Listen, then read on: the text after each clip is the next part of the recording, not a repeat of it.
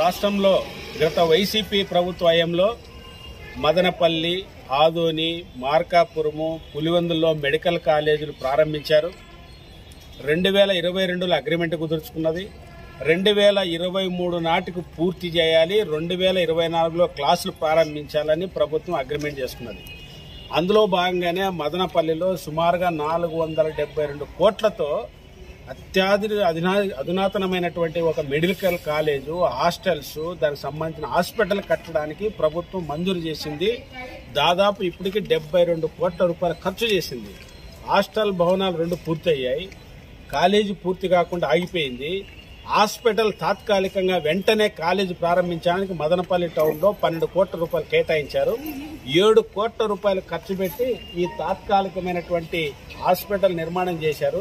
ఇదంతా కూడా 1 కోటి రూపాయలు కూడా ఖర్చు కాలేదు. వర్షం వస్తే తడిసిపోతుంది, ఎప్పుడు కూలిపోతుందో తెలియదు. అంటే 7 కోట్ల రూపాయలు ప్రభుత్వం ఎవరు ఖర్చు చేశారు?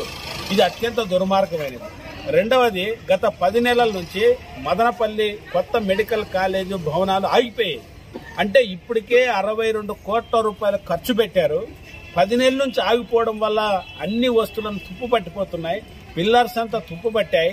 మొత్తం అక్కడున్న సామాన్లన్నీ దాదాపు 10 కోట్ల విలువ చేసే సామాన్లన్నీ నష్టపోయింది. ఈ డబ్బంతా ప్రజలు భరించాలి. ప్రభుత్వం ఎంత దుర్మార్గం అంటే, గత వైసీపీ ప్రభుత్వం హయాంలో వచ్చింది మెగా ఇంజనీర్ కంపెనీకి. ఇప్పుడు మెగా ఇంజనీర్ కంపెనీని తీసుకొని ఇంకొక సీఎంఆర్కో ఏమో ఇవ్వాలని ప్రభుత్వం ఆలోచన చేస్తుంది.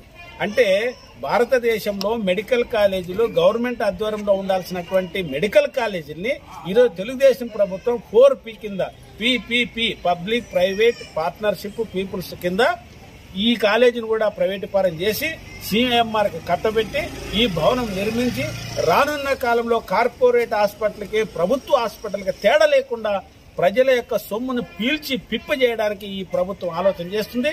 ఇది చాలా దుర్మార్గమైంది.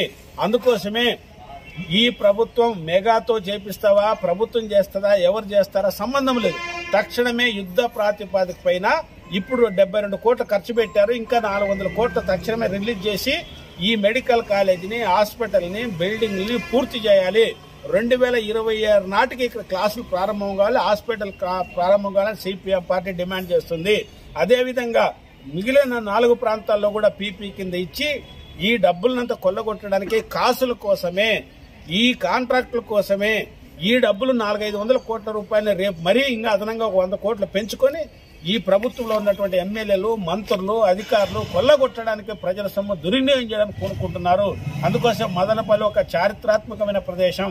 తక్షణమే మెడికల్ కాలేజీని పూర్తి చేయాలి. Mega engineering